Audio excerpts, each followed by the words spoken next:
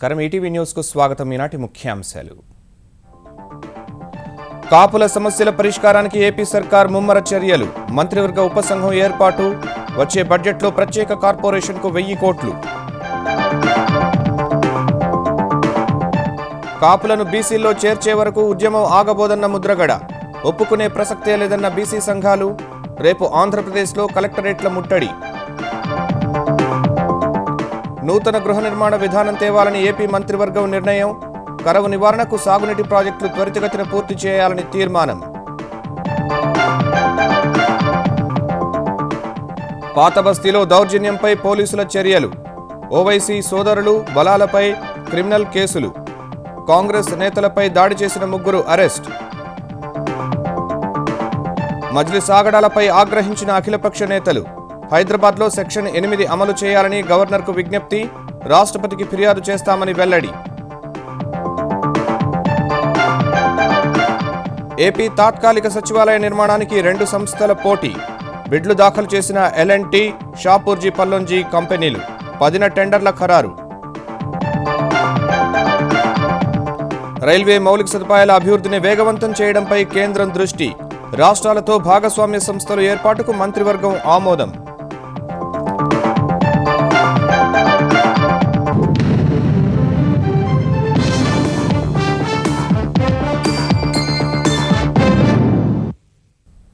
కాపు రిజర్వేషన్లు తునిలో పరిణామాలపై సుదీర్ఘంగా చర్చించిన ఆంధ్రప్రదేశ్ మంత్రివర్గం కాపు సంఘాలతో చర్చించి వీలైనంత వేగంగా నిర్ణయాలు తీసుకునేందుకు మంత్రివర్గ ఉపసంఘం ఏర్పాటు చేసింది 2 ఉప ముఖ్యమంత్రులు ఆర్థిక మంత్రి యనమల ఆరోగ్య శాఖ మంత్రి కామినేని శ్రీనివాస్ బీసీ సంక్షేమ శాఖ మంత్రి కొల్లు రవీంద్రలతో ఉపసంఘం వేసింది తుని ఘటనపై మరోసారి ఆవేదన వ్యక్తం చేసిన ముఖ్యమంత్రి వైకాపా తీరుపై మండిపడ్డారు కేంద్రం వద్ద కులగణన జాబితా తీసుకుని రిజర్వేషన్లు ప్రకటించాలనే డిమాండ్లను తప్పుబట్టారు కాపు రిజర్వేషన్లపై మంత్రివర్గంలో సుదీర్ఘంగా చర్చించామన్న చంద్రబాబు బీసీలకు నష్టం లేకుండా ఇచ్చిన హామీలను చట్టబద్ధంగా నిలుపుకుంటామని మంత్రివర్గ సమావేశం తర్వాత స్పష్టం చేశారు నెక్స్ట్ ఫైనాన్షియల్ బడ్జెట్ దీంట్లో 1000 crores ఏది చెప్పానో తప్పకుండా 1000 crores పెడతాం రేపే మంజునాథ్ వస్తున్నాడు ఆయనతో మాట్లాడి కమిషన్ వేయడమే కాకుండా మెంబర్లు వేయడమే కాకుండా ఒక యాక్షన్ ప్లాన్ ఇచ్చి మేము కేబినెట్ డెసిషన్ తీసుకున్నప్పటి నుంచి 9 నెలలు పెట్టుకుంటాం ఇంకా ముందు చేయగలిగితే దాన్ని కూడా వర్కౌట్ చేస్తాం దీన్ని సక్రమంగా మానిటర్ చేయడానికి 6 మెంబర్ కమిటీ వేసాం ఈ 6 మెంబర్ కమిటీ అందరితో మాట్లాడతారు ఒక పక్క కమిషన్ పనిచేస్తుంది cabinet sub committee political work వీళ్ళు చేస్తారు అల్టిమేట్ గా కాపులకు న్యాయం జరగాలి వెనుకబడిన వర్గాలకు అన్యాయం జరగడానికి వీలు లేదు కాపులను బీసీలో చేర్చేందుకు తలపెట్టిన ఉద్యమం ఆగబోదని ముద్రగడ పద్మనాభం పునరుద్ఘాటించారు ఎన్నికల హామీ మేరకు రిజర్వేషన్ కల్పించాలని ఆయన ఆంధ్రప్రదేశ్ ప్రభుత్వాన్ని మరోసారి డిమాండ్ చేశారు ఎన్ని కేసులు పెట్టినా తగ్గేది లేదన్న ఆయన శుక్రవారం ఉదయం 9 గంటలకు తన భార్యతో కలిసి ఆమరణ దీక్షకు దిగుతానని తూర్పుగోదావరి జిల్లా కిర్లంపూడిలో చెప్పారు ఐక్య గర్జన సమయంలో తమను అభాస్పాల్ చేసే పెద్ద కుట్ర పన్నారని ఆరోపించారు కలెక్టరేట్ల ముట్టడి చేపట్టాలన్న బీసీ సంఘాల నిర్ణయాన్ని తప్పుబట్టారు పెద్దయినా అయ్యా మన రాష్ట్రం అని కాదు వారు వేరే రాష్ట్రం ఆ రాష్ట్రంలో నేను ఏలు పెట్టలేదు మా రాష్ట్రంలో వేలు పెట్టినాక ఎవరు సార్ ప్రతి గ్రామం ప్రతి వీధికి మా నిరసన వెళ్ళాలని నా కోరిక సార్ ఇంకా పెద్ద కుట్ర సార్ ఇంకా మీకు చెప్పలేదు నేను మా స్టేజ్ని కూడా పెట్రోల్ బస్ అగ్గడించాలని చూశారు సార్ 10 మంది చచ్చిపోవాలని చూశారు సార్ ఏది చెప్పినా అరణ్య రోజున వాటి మీద ఎంక్వైరీ చేయరు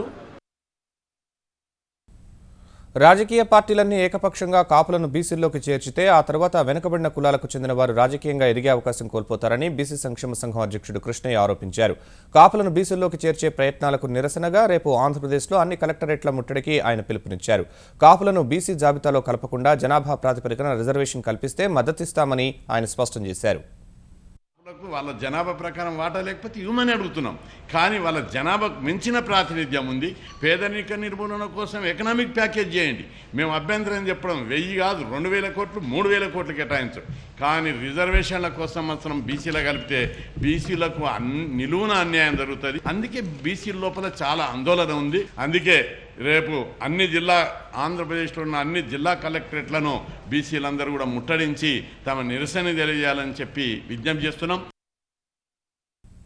కాపులను బీసీ జాబితాలో చేర్చే అంశంపై ఆంధ్రప్రదేశ్ అధికార ప్రతిపక్ష నేతలు వ్యవహరిస్తున్న తీరుపై ఆ రాష్ట్ర బీసీ సంఘాల నాయకులు అభ్యంతరం వ్యక్తం చేశారు. ఈ విషయంలో ప్రతిపక్ష నేత జగన్ పరిణితి లేకుండా మాట్లాడుతున్నారని ఆక్షేపించిన ఆ నేతలు బీసీలకు నష్టం కలగకుండా కాపులను బీసీ జాబితాలో ఎలా చేరుస్తారనే అంశంపై ముఖ్యమంత్రి చంద్రబాబు స్పష్టతనివ్వాలని డిమాండ్ చేశారు. ప్రస్తుత బీసీ జాబితాలోని 100కు పైగా కులాల వారు ఇప్పటివరకు చట్టసభల్లో అడుగుపెట్టలేదనే అంశాన్ని ఆంధ్రప్రదేశ్ ప్రభుత్వం గుర్తించాలని విజయవాడ ఐలాపురంలో ఆంధ్రప్రదేశ్ వెనుకబడిన కులాల సమాఖ్య సంక్షేమ సంఘం ఆధ్వర్యంలో జరిగిన సమావేశం తర్వాత సూచించారు. కమిషన్ కూడా వెయ్యక్కర్లేదని చెప్పి కొత్తగా రాజకీయాల్లోకి వచ్చినట్టు జగన్మోహన్ రెడ్డి చెప్పడం చాలా దురదృష్టకరమైనటువంటి విషయం. కాపు కులస్తులకి రిజర్వేషన్లు కల్పించాలని ఆలోచన ఉంటే ఆయన సపరేట్ గా చెప్పాలి. కానీ బీసీ జాబితాలో చేరిస్తే విద్యా ఉద్యోగ రాజకీయాల్లో ఖచ్చితంగా మేమందరం కూడా నష్టపోతాం. దానికి సంపూర్ణంగా మేము వ్యతిరేకిస్తున్నాం. రాష్ట్ర వ్యాప్తంగా ఆందోళన కార్యక్రమాలు మేము చేపడతాం. మరోవైపు కాపు ఐక్య గర్జన తర్వాత జరిగిన పరిణామాలను తీవ్రంగా పరిగణిస్తున్నట్లు ఆంధ్రప్రదేశ్ డీజీపీ రాముడు స్పష్టం చేశారు. తూర్పుగోదావరి జిల్లా రాజమహేంద్రవరంలో తుని ఘటనపై దాదాపు 5 గంటలు సమీక్ష నిర్వహించిన ఆయన ఎవరి వద్దన్న ఆధారాలు ఉంటే తమకు అందజేయాలని విజ్ఞప్తి చేశారు. జరిగింది చాలా దురదృష్టకరమైన సంఘటన. వాస్తవంగా ఫ్యాక్ట్స్ ఎలా ఉంటే ఆ విధంగా ఇన్వెస్టిగేట్ చేసి ఏ చర్య తీసుకోవాలో ఆ చర్య తీసుకుంటాము. మీరు మళ్ళీ ఇలాంటి సంఘటన జరగకుండా కావాల్సిన జాగ్రత్తలు తీసుకుంటున్నాము. అమాయకుల మీద ఎవరి మీద కేసు పెట్టడం జరగదు. ఉన్న వాళ్ళని వదిలిపెట్టడం జరగదు. వరదల సమయంలో వచ్చిన సద్వినియోగం చేసుకోవడంతో పాటు కరువు సమయాల్లో పంటలకు ఇబ్బంది రాకుండా ఆంధ్రప్రదేశ్ మంత్రివర్గం కీలక నిర్ణయం తీసుకుంది. వచ్చే 5-6 నెలల్లో ప్రాధాన్య క్రమంలో 7 ప్రాజెక్టులను పూర్తి చేసేందుకు పనులను వేగవంతం చేయాలని తీర్మానించింది. హంద్రినీవా, గాలేరు నగరి ప్రాజెక్టులు సవరించిన అంచనాలకు ఆమోదముద్ర వేసింది. పంట సంజీవనిలో భాగంగా 10 లక్షల పంట కుంటలు నిర్మించాలని తీర్మానించింది. మార్చి మొదటి వారంలో ఫార్మర్స్ ప్రొడ్యూసర్స్ అసోసియేషన్ ఏర్పాటు చేసి అత్యధిక ఆదాయాన్నిచ్చే పంటలను ప్రపంచంలో అత్యుత్తమ ధర దక్కే చోట అమ్మే సౌలభ్యాన్ని కల్పిస్తామని ముఖ్యమంత్రి చంద్రబాబు స్పష్టం చేశారు. పట్టిసీమ మార్చి 31కంతా పూర్తవుతుందని, దగ్గర 9,000 క్యూసెక్స్ ఆఫ్ వాటర్ పట్టిసీమ నుంచి లిఫ్ట్ చేసే అవకాశం వస్తుంది. మధ్యలో కొద్దిగా ఫ్లడ్ వాటర్ వస్తుంది. ఈ రెండు కూడా రావడానికి రైట్ మెయిన్ కెనాల్ పూర్తిగా కంప్లీట్ చేయాలని చెప్పి నిర్ణయించాం. దీనికి సూటబుల్ గా ఈ లెఫ్ట్ మెయిన్ కెనాల్ కూడా పనులన్నీ పూర్తి చేసి మధ్యలో వచ్చే వరద నీరన్నీ కూడా తీసుకొని మొత్తం చెరువులను నింపాలని చెప్పి ఒక నిర్ణయం చేశాం. దీనివల్ల పై భాగంలో వచ్చేటి శ్రీశైలం, నాగార్జునసాగర్లో నీళ్లు నింపుకొని అవి కరువు ప్రాంతానికి తీసుకుపోవడం కోసం ఈ పని చేశాం. మిగిలినటువంటి అన్ని ప్రాజెక్టులు కూడా పూర్తి చేసి కరువు రహిత రాష్ట్రంగా చేయడం కోసం ఏమేం చేయాలనో దాన్ని స్పీడప్ చేయమన్నాం. ప్రపంచ అత్యుత్తమ ప్రమాణాలతో సామాన్యుడికి అందుబాటులో ఉండే గృహ నిర్మాణ పథకానికి రూపకల్పన చేయాలని ఆంధ్రప్రదేశ్ మంత్రివర్గం నిర్ణయించింది. ఇటీవల పట్టణ ప్రాంతాలకు కేంద్రం మంజూరు చేసిన 193,000 గృహాలతో పాటు ఏపీ సర్కార్ 2 లక్షల ఇళ్లు నిర్మిస్తామని ముఖ్యమంత్రి చంద్రబాబు ప్రకటించారు. కాంగ్రెస్ హయాంలో మాదిరి నివాస యోగ్యంగా లేని గృహాలు కాకుండా 2 పడక గదుల ఇళ్లు నిర్మిస్తామన్నారు. ఎవరైతే ఉద్యోగస్తులు ఉన్నారో, పార్ట్ టైం పని చేస్తున్నారో, సెల్ఫ్ ఎంప్లాయ్మెంట్ లో ఉన్నారో వారందరికీ హౌసెస్ వచ్చేట్టుగా one of the best housing policy తీసుకొని 2 బెడ్రూమ్ హౌస్ కింద ఎక్కువ స్పేస్ కూడా పెట్టి ఒక అట్రాక్టివ్ గా అన్ని వస్తువులు ఇచ్చి one of the best housing policy తీసుకొస్తున్నాం. హైదరాబాద్ మహానగరపాలక సంస్థ పోలింగ్ సందర్భంగా కాంగ్రెస్ నేతలు షబ్బీర్ అలీ, ఉత్తమ్ కుమార్ రెడ్డిపై దాడికి పాల్పడిన 2 పోలీసులు అరెస్ట్ చేశారు. వీడియో చిత్రాల ఆధారంగా మరో వ్యక్తిని కూడా అరెస్ట్ చేసిన పోలీసులు రేపు వారిని కోర్టులో ప్రవేశపెట్టనున్నారు. పాత బస్తీలో దాడులకు సంబంధించి హైదరాబాద్ ఎంపీ అసదుద్దీన్, ఆయన సోదరుడు అక్బరుద్దీన్, ఎమ్మెల్యే బలాలపై కేసులు నమోదు చేశారు. దర్యాప్తు, సాక్ష్యాల సేకరణ కోసం 2 బృందాలను నియమించారు. బల్దియా ఎన్నికల పోలింగ్ సందర్భంగా హైదరాబాద్ పాత బస్తీలో రణరంగం సృష్టించిన మజ్లిస్ నేతలు, కార్యకర్తలపై పోలీసులు చర్యలు చేపట్టారు. కాంగ్రెస్ నేతలు ఉత్తమ్ కుమార్ రెడ్డి, ఎమ్మెల్సీ షబ్బీర్ అలీపై దాడి సహా ఒక ఉర్దూ పత్రిక పాత్రికేయుణ్ణి కొట్టిన ఘటనలో ఎంపీ అసదుద్దీన్ ఓవైసీపై మీర్చౌక్ పోలీసులు కేసులు నమోదు చేశారు. షబ్బీర్ అలీ ఇచ్చిన ఫిర్యాదు మేరకు అసదుద్దీన్ ఓవైసీపై ఐపీసీ 143, 323, 341, 427, 506, రెడ్ విత్ 149 సెక్షన్ల ప్రకారం ఎఫ్ఐఆర్ దాఖలైంది. పోలింగ్ కేంద్రంలో ప్రవేశించి కొట్టారని జంగంమెట్ భాజపా అభ్యర్థి ఇచ్చిన ఫిర్యాదుతో ఎంఐఎం శాసనసభ్యుడు అక్బరుద్దీన్పై చాంద్రాయణగుట్ట పోలీసులు కేసు పెట్టారు. ఉప ముఖ్యమంత్రి మహమూద్ అలీ ఇంటిపై దాడి చేసిన ఘటనలో అరెస్టైన ఎమ్మెల్యే బలాలకు నాంపల్లి న్యాయస్థానం బెయిల్ మంజూరు చేసింది. అక్బర్బాగ్లో ఎంబీటీ నేత అంసుద్దుల్లా ఖాన్పై దాడి ఘటనలోనూ బలాలపై హత్యాయత్నం కేసు నమోదైంది. తెదేపా భాజపా కార్యకర్తలపై దాడికి సంబంధించి లంగర్ హౌస్ పోలీస్ స్టేషన్లో ఎంఐఎం నాయకులపై కేసు నమోదు చేశారు. పీసీసీ అధ్యక్షుడు ఉత్తమ్ కుమార్ రెడ్డి, ఎమ్మెల్సీ షబ్బీర్ అలీపై దాడి చేసిన నిందితులను మీర్చౌక్ పోలీస్ స్టేషన్ స్టేషన్ నుంచి దౌర్జన్యంగా తీసుకుపోయిన ఘటనను పోలీసులు తీవ్రంగా పరిగణిస్తున్నారు. అసదుద్దీన్ ఎంతమంది అనుచరులతో పోలీస్ స్టేషన్లో ప్రవేశించారనే అంశంపై ఆరా తీస్తున్నారు. షబ్బీర్ అలీ, ఉత్తమ్ కుమార్పై దాడికి పాల్పడిన ఇద్దరిని అరెస్ట్ చేసిన పోలీసులు వీడియో చిత్రాల ద్వారా మొత్తం 3 అరెస్ట్ చేశామని, వారిలో ఓల్డ్ మలక్పేటకు చెందిన కశ్యప్, కాలాపత్తర్కు చెందిన షేక్ ఒబేద్ ఉన్నారని తెలిపారు. మజ్లిస్ నేతలు దాడులు చేస్తుంటే చేతులెత్తేశారనే ఆరోపణలను పోలీసులు ఖండించారు. వాళ్ళు ఏమి కంప్లైంట్ ఇచ్చారో ఆ కంప్లైంట్ మీదే మేము కేసు నమోదు చేసాం. డీటెయిల్గా పరిగి ఎమ్మెల్యే గారు, ఉత్తమ్ కుమార్ రెడ్డి గారు, షబీర్ అలీ గారు, వాళ్ళ గన్మెన్లు, వాళ్ళన్నీ they are recording their statements. ఆ స్టేట్మెంట్స్ అన్నీ తీసుకుని ఇన్వెస్టిగేషన్ చేసి డెఫినెట్ పోలీసులు చేతులు ఎత్తలేదు. పోలీసులు చాలా ఎఫెక్టివ్గా పనిచేశారు. నిందితుడిగా ఉన్నాయన హైదరాబాద్ ఎంపీ గారు అసదుద్దీన్ ఓవైసీ, పైగా అతని అనుచరులు. సీసీ ఫుటేజ్ ద్వారా వాళ్ళని గుర్తించి వాళ్ళ పేర్లను గుర్తించే విధంగా ఒక టీం పనిచేస్తుంది. ఆ స్టేట్మెంట్లు, ఆ యొక్క ఇన్వెస్టిగేషన్ అంతా ఆల్రెడీ 2 టీమ్స్ పనిలో నిమగ్నమై ఉంది. పోలింగ్ సందర్భంగా నమోదైన కేసులపై Telangana DGP Anurag Sharma, Hyderabad police commissioner సమీక్ష జరిపారు.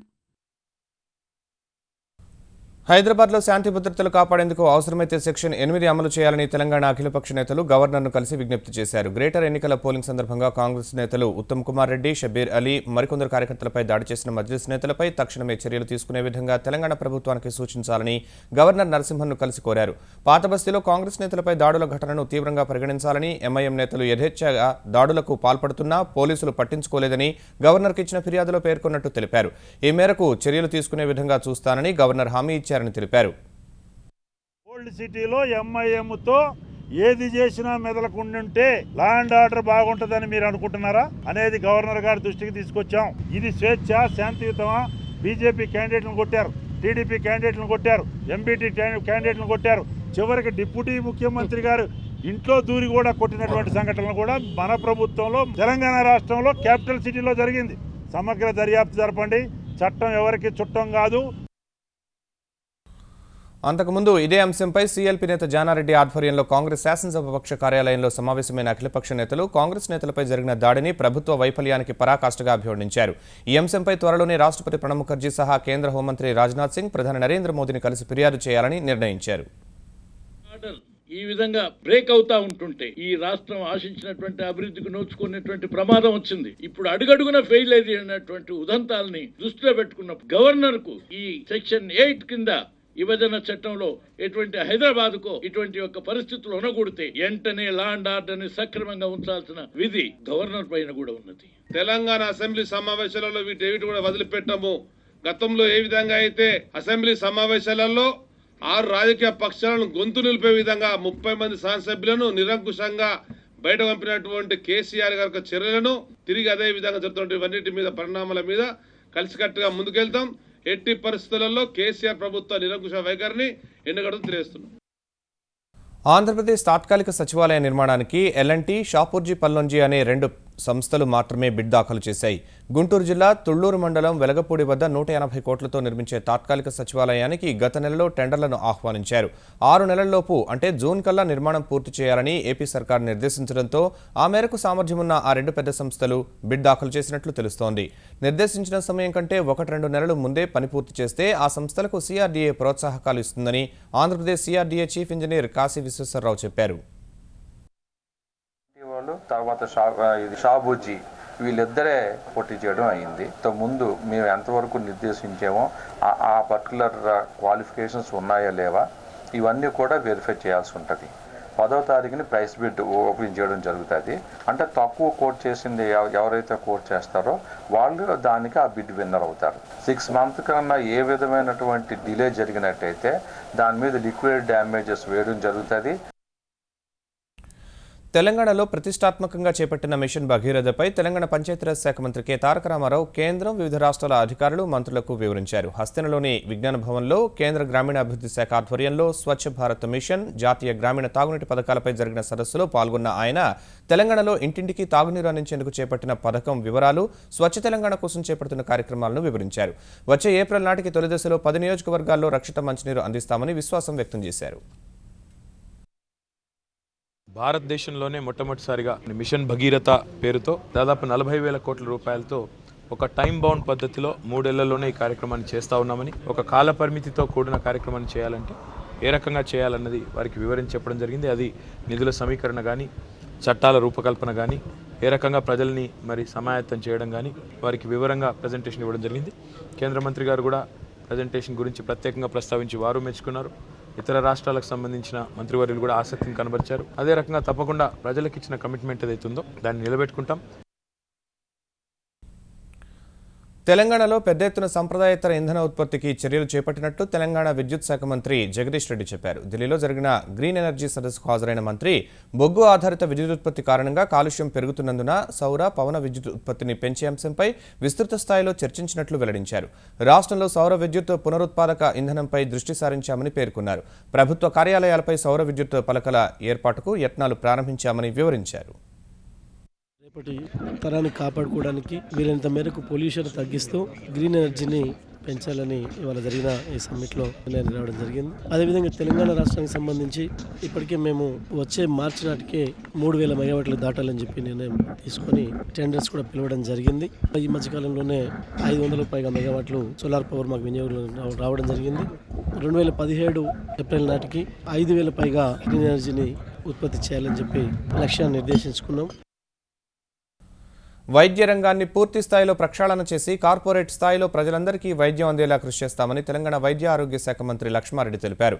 మహబూబ్నగర్ జిల్లా ఆసుపత్రిలో ఐసీయూ కేంద్రాన్ని ప్రారంభించిన ఆయన రాష్ట్రంలోనే తొలిసారిగా ప్రభుత్వ ఆసుపత్రిలో ఐసీయూ కేంద్రాన్ని ప్రారంభించామని, రానున్న రోజుల్లో అన్ని ప్రధాన ఆసుపత్రులకు వీటిని విస్తరిస్తామన్నారు.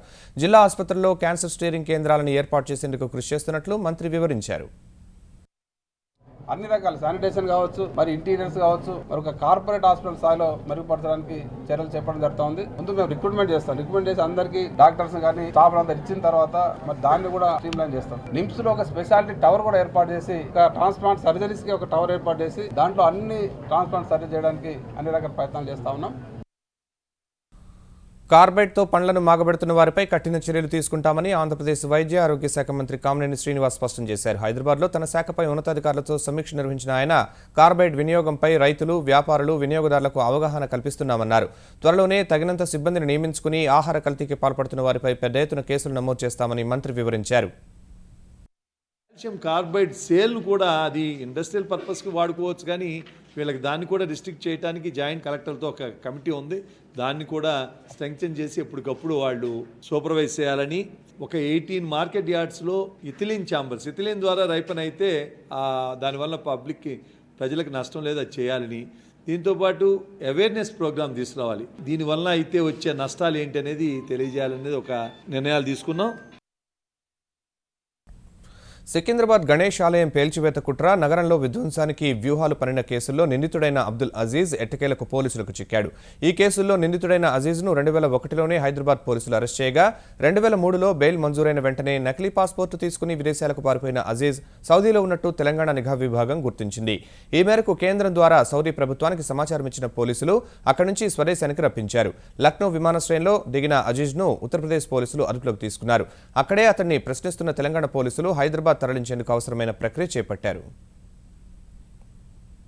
విజయవాడ పూల మార్కెట్ వద్ద జరిగిన అగ్ని ప్రమాదంలో సుమారు 100 పైగా ఇళ్లు కాలిపోయాయి. ఈ మధ్యాహ్నం 1 గంట సమయంలో ఒకసారి మంటలు ఎగసిపడి ఇళ్లకు నిప్పు అంటుకుని ఇళ్లన్నీ కాలిబూడిదయ్యాయి.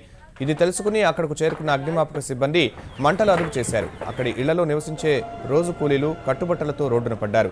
ఈ ప్రమాదానికి కారణాలు తెలియాల్సి ఉండగా ఈ ఘటనలో రమాదేవి అనే వృద్ధురాలు ప్రాణాలు కోల్పోయింది. ఇది తెలిసి ఘటనా స్థలానికి వెళ్లిన ఆంధ్రప్రదేశ్ మంత్రులు దేవినేని ఉమామహేశ్వరరావు, నారాయణ, కొల్లు రవీంద్రలు బాధితులను పరామర్శించారు. బాధితులను ఆదుకుంటామని హామీ ఇచ్చారు.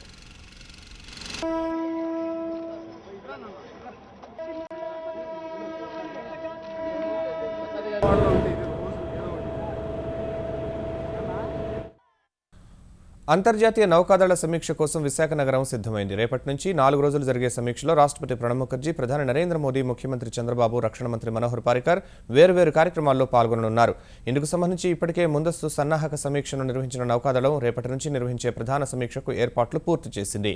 వేర్వేరు దేశాల నుంచి వచ్చే నౌకాదళాల విన్యాసాలు ఇందులో అలరించనుండగా ఈ సమీక్షలో భాగంగా ఆంధ్ర విశ్వవిద్యాలయం ప్రాంగణంలో ఏర్పాటు చేసిన మారిటైమ్ ఎగ్జిబిషన్ ఐఎఫ్ఆర్ విలేజ్ను ముఖ్యమంత్రి చంద్రబాబు రేపు ప్రారంభించనున్నారు. నౌకాదళం ఏర్పాటు చేసిన ఈ ప్రదర్శనలో యుద్ధ నౌకలు, జలాంతర్గాముల నమూనాలు, యుద్ధ నౌకల్లో వినియోగించే ఆయుధాలు, ఇతర ముఖ్య పరికరాలు ప్రదర్శనకు ఉంచారు. ప్రపంచాన్ని వణికిస్తున్న జికా వైరస్ మరింత విస్తృతంగా వ్యాపించే అవకాశం ఉందని అమెరికా ఆరోగ్య శాఖ తెలిపింది. ఇప్పటివరకు దోమకాటు ద్వారా మాత్రమే ఈ వ్యాధి వ్యాపిస్తుందని నిర్ధారణ కాగా శృంగారం ద్వారా కూడా ఒకరి నుంచి ఇంకొకరికి వ్యాప్తి చెందుతుందని అమెరికా ఆరోగ్య విభాగం అధికారులు ధృవీకరించారు. వెనిజువేలా నుంచి అమెరికాకు వచ్చిన జికా వైరస్ రోగి శృంగారంలో పాల్గొనడం ద్వారా తన లైంగిక భాగస్వామికి కూడా వ్యాధి సోకేందుకు కారణమైనట్టు డల్లాస్ వైద్య అధికారులు వెల్లడించారు. ప్రధానంగా గర్భిణులపై తీవ్ర ప్రభావం చూపే జికా వైరస్ కారణంగా గర్భస్థ పిండం ఎదుగుదల మందగిస్తుంది. మెదడు సరిగ్గా ఎదగకుండా చిన్న తలతో శిశువులు జన్మిస్తారు. జికా వైరస్పై ఇప్పటికే ప్రపంచ ఆరోగ్య సంస్థ ప్రజారోగ్య అత్యవసర పరిస్థితిని ప్రకటించింది. లాటిన్ అమెరికా సహా ప్రపంచ దేశాల్లో గుబులు పుట్టిస్తున్న జికా వైరస్ను అరికట్టే టీకాను కనుగొన్నామని హైదరాబాద్కు చెందిన భారత్ బయోటెక్ సంస్థ ప్రకటించింది. చికెన్ గున్యా, డెంగీలకు గతంలో వ్యాక్సిన్ తయారు చేసిన అనుభవంతో అదే దోమ వల్ల కలిగే జికా వైరస్ నిరోధానికి టీకా అభివృద్ధి చేయగలిగినట్లు ఆ సంస్థ చైర్మన్ కృష్ణ ఎల్లా తెలిపారు. జికా వ్యాక్ పేరుతో రానున్న ఈ వ్యాక్సిన్ 2.5 ఏళ్లలో పూర్తి స్థాయిలో అందుబాటులోకి వస్తుందన్నారు. వ్యాక్సిన్ తయారీ విషయాన్ని ప్రపంచ ఆరోగ్య సంస్థ దృష్టికి తీసుకువెళ్లినట్లు వివరించారు. భారతీయులకు జికా టీకా తక్కువ ధరలోనే దొరికే అవకాశం ఉందన్నారు. జీకా గురించి చాలా ప్రాబ్లం అవుతుంది. ప్రెగ్నెంట్ మదర్లు పాపం మైక్రోసెఫలీ బేబీస్ని చేస్తున్నారు. సో ఈ వైరస్ కొంచెం మ్యూటేట్ అయ్యి కొంచెం న్యూ డిసీజ్గా వస్తూ ఉంది. దానికోసం మేము వచ్చి లాస్ట్ 1.5 year నుంచి జీకా వ్యాక్సిన్ గురించి వర్క్ చేస్తున్నాం. అండ్ ఈ లాస్ట్ ఇయర్ జూలైలో మేము ఫస్ట్ ప్యాటెంట్ ఫైల్ చేశాం. అండ్ ప్రపంచంలో ఇదే మా ఫస్ట్ ప్యాటెంట్ జీకా వ్యాక్సిన్ గురించి. రాష్ట్రాలను భాగస్వామ్యం చేయడం ద్వారా దేశంలో రైల్వే మౌలిక వస్తువుల కల్పనను వేగవంతం చేసేందుకు కేంద్ర మంత్రివర్గం ఆమోదముద్ర వేసింది. వివిధ రాష్ట్రాల నుంచి కొత్త మార్గాల కోసం డిమాండ్లు కుప్పలు తిప్పలుగా వస్తున్నప్పటికీ నిధుల లేమితో వాటిపై కేంద్రం నిర్ణయం తీసుకోలేకపోతోంది. ఈ సమస్యను అధిగమించేందుకు రాష్ట్రాలతో భాగస్వామ్య సంస్థల ఏర్పాటుకు ప్రధాని మోదీ నేతృత్వంలోని మంత్రివర్గం ఆమోదముద్ర వేసింది. ఒక్కో భాగస్వామ్య సంస్థను రాష్ట్ర ప్రభుత్వం, రైల్వే శాఖ కలిసి 100 కోట్ల చెల్లింపు మూలధనంతో ప్రారంభించాలని కేంద్రం నిర్దేశించింది. ఈ దిశగా ఇప్పటికే ఆంధ్రప్రదేశ్, ఒడిశా ప్రభుత్వాలు రైల్వేతో ఒప్పందం చేసుకున్నాయి. అదే మార్గంలో ఇతర రాష్ట్రాలను భాగస్వామ్యం చేసేందుకు కేంద్రం ఈ నిర్ణయం తీసుకుంది. కొబ్బరి రైతులకు ఊరటనిస్తూ ఎండు కొబ్బరి కనీస మద్దతు ధరను క్వింటాలకు 400 రూపాయల మేర పెంచింది. ఉక్కు, సిమెంటు సహా నియంత్రణ లేని రంగంలోని పరిశ్రమలకు జరిపే బొగ్గు కేటాయింపుల్లో పారదర్శకత తెచ్చేందుకు వేలం విధానాన్ని అనుసరించాలని మంత్రివర్గం నిర్ణయించింది. 2020 కల్లా దక్షిణాది రాష్ట్రాలకు తక్కువ ధరకే విద్యుత్ అందించేందుకు చర్యలు చేపట్టినట్లు మంత్రివర్గ భేటీ తర్వాత కేంద్ర విద్యుత్ మంత్రి పీయూష్ గోయల్ తెలిపారు. పారామిలిటరీ దళాల్లో కీలకమైన సశస్త్ర సీమాబల్ ఎస్ఎస్బి డైరెక్టర్ జనరల్గా నియమితులైన ఐపీఎస్ అధికారిని అర్చనా రామసుందరం బాధ్యతలు స్వీకరించారు. అనంతరం ఎస్ఎస్బి సైనికులు ఆమెకు సైనిక వందనం సమర్పించారు. వచ్చే ఏడాది సెప్టెంబర్ 30 వరకు బాధ్యతల్లో ఉండనున్న అర్చనా రామసుందరం ఓ పారామిలిటరీ దళాన్ని నడిపించే తొలి మహిళా అధికారినిగా రికార్డు సృష్టించారు. దేశంలో ఉన్న 5 పారామిలిటరీ దళాల్లో సశస్త్ర సీమాబల్ నేపాల్, భూటాన్ సరిహద్దుల్లో విధులు నిర్వర్తిస్తోంది.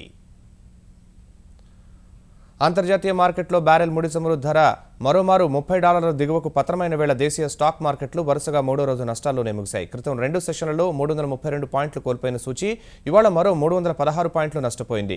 ఈ ఉదయం 24,394 వద్ద మొదలైన సెన్సెక్స్ ఆరంభం నుంచి నష్టాల బాటలోనే సాగింది. ఔషధ, ఎఫ్ఎంసీజీ రంగాల వాటాల కొనుగోళ్ల ద్వారా లభించిన మద్దతుతో కాస్త కోలుకుని ఓ దశలో 24,409 పాయింట్ల గరిష్ట స్థాయిని తాకిన సూచీ ఆసియా మార్కెట్లలో ప్రతికూల పవనాల మధ్య మదుపర్లు అమ్మకాలకు దిగిన వేళ మళ్లీ నష్టాల్లోకి మళ్లింది. ఒక దశలో 24,188 పాయింట్ల కనిష్ట స్థాయికి పతనమై చివరకు 24,223 వద్ద స్థిరపడింది. జాతీయ స్టాక్ ఎక్స్చేంజ్ సూచీ నిఫ్టీ 94 పాయింట్లు నష్టపోయి 7,362 వద్ద ముగిసింది. ముఖ్యాంశాలు మరోసారి. కాపుల సమస్యల పరిష్కారానికి ఏపీ సర్కార్ ముమ్మర చర్యలు. మంత్రివర్గ ఉపసంఘం ఏర్పాటు. వచ్చే బడ్జెట్లో ప్రత్యేక కార్పొరేషన్కు 1000 కోట్లు. కాపులను బీసీల్లో చేర్చే వరకు ఉద్యమం ఆగబోదన్న ముద్రగడ. ఒప్పుకునే ప్రసక్తే లేదన్న బీసీ సంఘాలు. రేపు ఆంధ్రప్రదేశ్లో కలెక్టరేట్ల ముట్టడి. నూతన గృహ నిర్మాణ విధానం తేవాలని ఏపీ మంత్రివర్గం నిర్ణయం. కరవు నివారణకు సాగునీటి ప్రాజెక్టులు త్వరితగతిన పూర్తి చేయాలని తీర్మానం.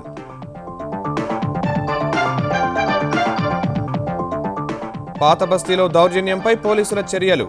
ఓవైసీ సోదరులు, బలాలపై క్రిమినల్ కేసులు. కాంగ్రెస్ నేతలపై దాడి చేసిన 3 అరెస్ట్. మజ్లిస్ ఆగడాలపై ఆగ్రహించిన అఖిలపక్ష నేతలు. హైదరాబాద్లో సెక్షన్ 8 అమలు చేయాలని గవర్నర్కు విజ్ఞప్తి. రాష్ట్రపతికి ఫిర్యాదు చేస్తామని వెల్లడి. ఏపీ తాత్కాలిక సచివాలయ నిర్మాణానికి 2 సంస్థల పోటీ. బిడ్లు దాఖలు చేసిన L&T, షాపూర్జీ పల్లోంజీ కంపెనీలు. 10 టెండర్ల ఖరారు. రైల్వే మౌలిక సదుపాయాల అభివృద్ధిని వేగవంతం చేయడంపై కేంద్రం దృష్టి. రాష్ట్రాలతో భాగస్వామ్య సంస్థల ఏర్పాటుకు మంత్రివర్గం ఆమోదం.